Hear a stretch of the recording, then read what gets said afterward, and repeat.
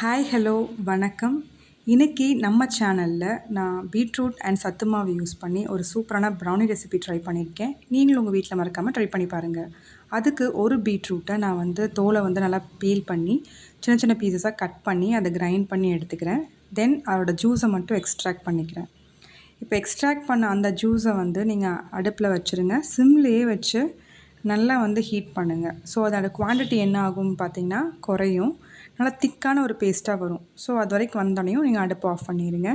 Next நான் butter 90 grams எடுத்திருக்கேன். தென் white compound chocolate 116 grams எடுத்திருக்கேன். இது டபுள் பாயிலிங் மெத்தடில் நான் என்ன பண்ணுறேன்னா அதை நல்லா மெல்ட் பண்ணி மிக்ஸ் பண்ணி எடுத்துக்கோங்க. அடுத்து ஒரு மிக்சிங் பவுலில் 2 எக்கு ஆட் பண்ணிக்கோங்க. ஆட் பண்ணி பீட் பண்ணிக்கோங்க. இது கூட நான் நாட்டு சக்கரை ஆட் பண்ண போகிறேன். நான் கொஞ்சம் சுகர் லெவல் கம்மியாக இருக்கணும்னு 100 கிராம்ஸ் எடுத்திருக்கேன். யூஸ்வலாக நீங்கள் கரெக்டான லெவல் வேணும் அப்படின்னா 120 கிராம்ஸ் நாட்டு சக்கரை எடுத்து அதை மிக்சியில் கொஞ்சம் பவுடர் பண்ணி இந்த எக்கு கூடயே ஆட் பண்ணி நல்லா பீட் பண்ணிக்கோங்க. பீட் பண்ணக்கப்புறம் அடுத்து நம்ம பட்டர் அண்ட் ஒயிட் காம்பவுண்ட் நம்ம மெல்ட் பண்ணியிருக்கோம்ல அதையும் இது கூட ஆட் பண்ணி நல்லா பிளெண்ட் ஆகிற வரைக்கும் பீட் பண்ணிக்கோங்க. அடுத்தது நம்ம ட்ரை இன்க்ரீடியன்ட்ஸ் எடுத்துக்கலாம். அதுக்கு சத்து மாவு பவுடர் ஒரு 85 கிராம்ஸ் எடுத்துக்கோங்க. கொக்கோ பவுடர் ஒரு 10 கிராம்ஸு, சால்ட் ஒரு பிஞ்சு. இதை ஒரு சலாடில் நல்லா சலித்து இந்த மிக்சர் கூட ஆட் பண்ணி நல்லா மிக்ஸ் பண்ணிக்கோங்க.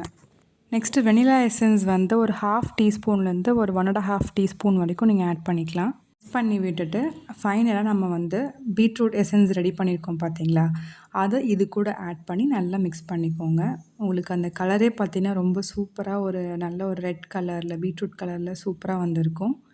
அவ்வளோதான், நம்ம பேட்டர் ரெடி. இதை ஒரு 6 இன்ச்சஸ் ஸ்கொயர் பேனில் நீங்கள் ஆட் பண்ணிக்கோங்க. ஆட் பண்ணி ஒரு டூத் பிக் யூஸ் பண்ணி அந்த பபிள்ஸ் எல்லாமே ஏர் பபிள்ஸ் எல்லாமே நீங்கள் எடுத்து விட்டு லெவல் பண்ணிக்கோங்க.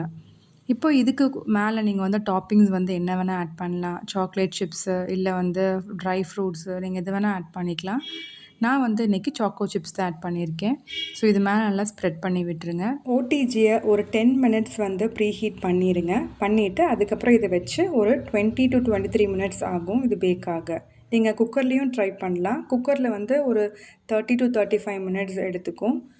ரொம்ப சூப்பரான டேஸ்டியான அதே டைம் கில்ட் ஃப்ரீயான ஒரு ப்ரௌனி ரெசிபி நாம் இன்றைக்கி பார்த்துருக்கோம். ஸோ கண்டிப்பாக உங்கள் ஃப்ரெண்ட்ஸ் அண்ட் ஃபேமிலி கூட ஷேர் பண்ணுங்கள். எஸ்பெஷலி இது உங்கள் வீட்டு குட்டீஸ்க்கு செஞ்சு கொடுங்க, ரொம்ப விரும்பி சாப்பிடுவாங்க. இது நீங்கள் செஞ்சு அன்றைக்கி சாப்பிட்றத விட அடுத்த நாள் நீங்கள் வச்சு சாப்பிடும்போது இன்னொன்று அதோட டேஸ்ட் நல்லா என்ஹான்ஸ் ஆகி கொடுக்கும். கண்டிப்பாக உங்கள் வீட்டில் ட்ரை பண்ணிவிட்டு எப்படி வந்ததுன்னு மறக்காமல் கமெண்ட் செக்ஷனில் ஷேர் பண்ணுங்கள். So bye, thank you.